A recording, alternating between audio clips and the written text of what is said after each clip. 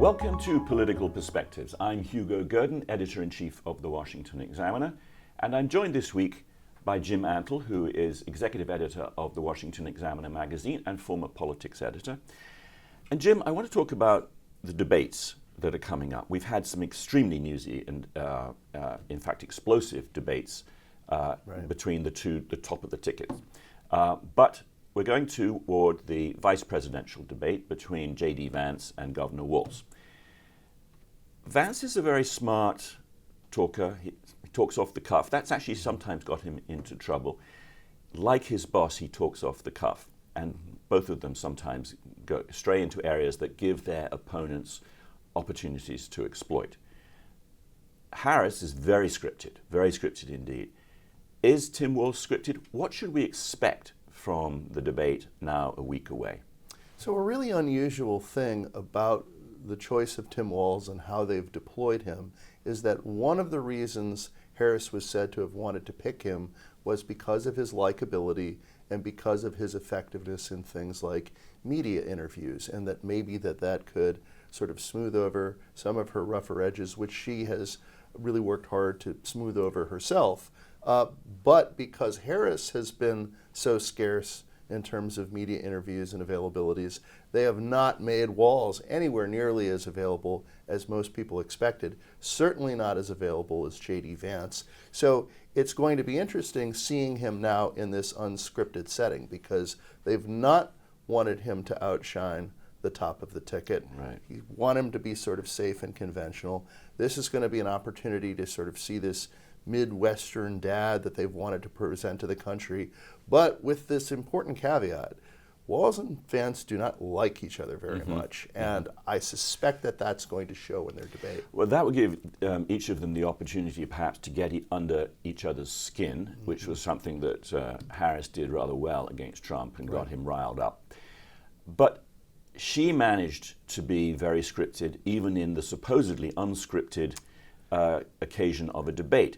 That was very notable on the first question. She was asked for a detailed explanation of her economic policies, and she just went on a riff about being I'm a middle-class kid. All of that stuff. So do you actually expect Walz to be somewhat freewheeling in this circumstance because he's supposedly good at that, or do you expect the campaign to keep a tight leash on him?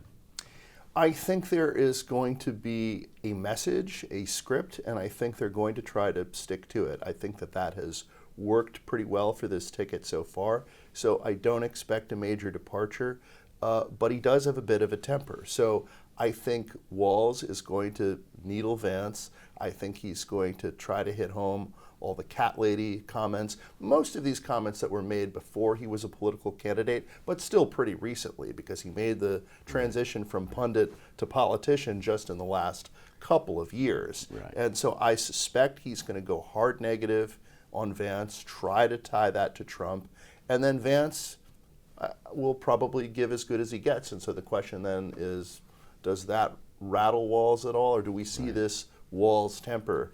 Yeah, one of the things that presidential candidates are supposed to do is to be the attack dogs. And neither of these two men seems reluctant to do that. Right. So we should probably expect a pretty fiery debate. But ultimately, will it really matter? There's a tendency during the last weeks and months of a presidential campaign to put a lot of emphasis on whatever is next. Right. But will it actually, do you think, have any serious impact? Do these two men, can they inflect the trajectory of the campaign? Historically, vice presidential debates haven't mattered very much. I mean, one of the ones that's considered a more lopsided debate in history is Dan Quayle versus Lloyd Bentsen. Bentsen gets in the good line about "he or no Jack Kennedy," a comparison that Quayle had repeatedly been warned not to make and didn't make until about the third time the question was asked of him.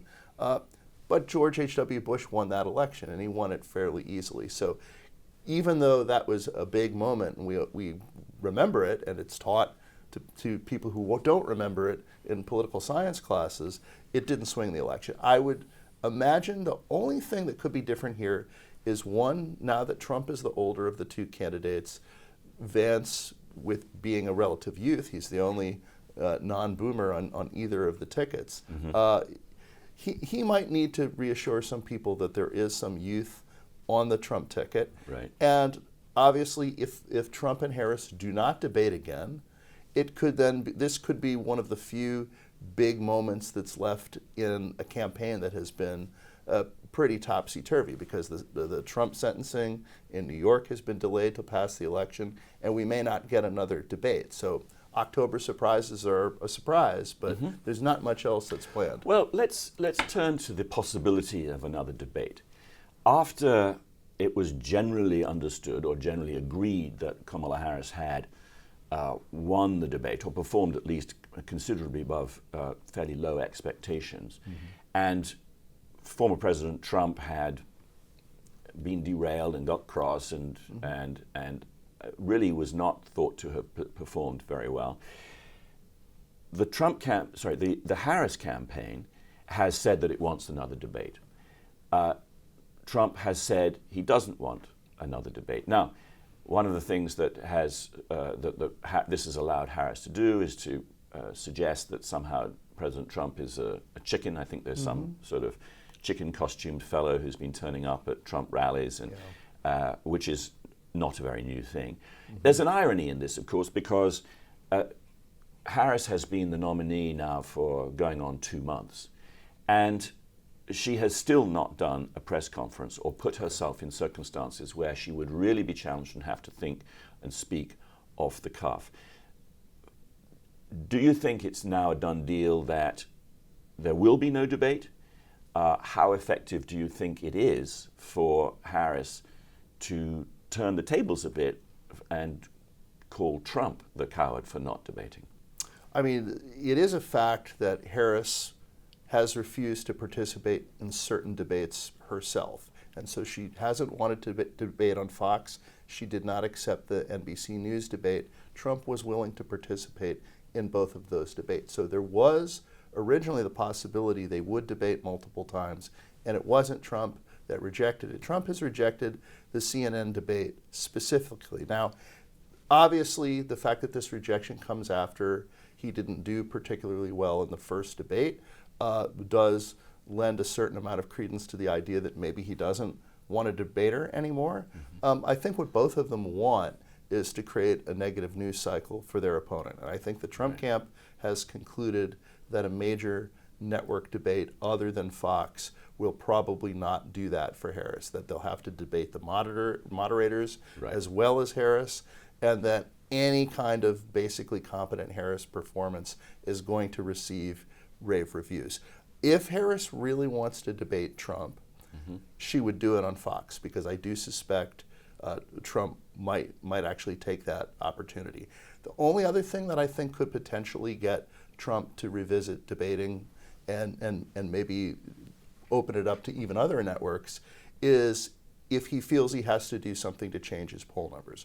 The polling has been very inconsistent since Harris took the top of the ticket. A lot of high-quality polls say the race is very close, but some do point to her maybe recreating Biden 2020 coalition. So if Trump feels like he has to do something to shake up the race, maybe he revisits it, and then maybe Harris doesn't want to debate quite so much anymore. One of the things that came out of the debate between Trump and Harris was a lot of pundits, ourselves included, suggested that Trump really needed to become more disciplined in the message that he was trying to convey, that he needed to focus on the falsehood of Harris trying to suggest that she's somehow something new, when in fact she has been in the White House for 4 years now. But Trump seems very capable of being distracted. And there was one recent incident where he has repeatedly questioned a claim by Kamala Harris that she worked in a McDonald's at a French fry cooker. And he said he was going to go there and see what it was like.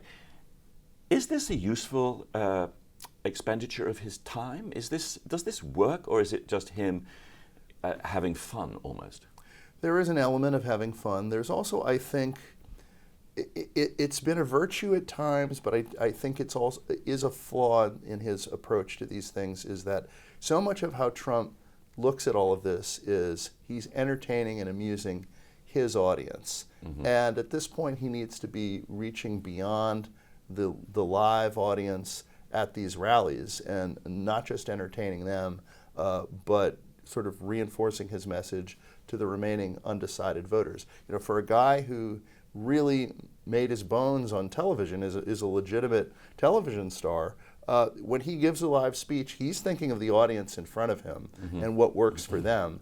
The Republican National Convention speech was a prime example of this, where that was a very effective speech inside the convention hall. 90 minutes is not very effective to a television viewer, and that television audience is really who he should be reaching. So I think Trump is pretty good with message discipline in terms of branding and repeating, but he's not good at not, following the shiny object. He does get distracted, and he has to be aware that the press is largely going to report the off-message things he says, so you have to keep them to a minimum, and that he's not just talking to the rally goers. Right. Well, he's got 5 or 6 weeks, I think somewhat under 6 weeks before Election Day, and the last votes will be cast. Obviously, votes are now being cast already.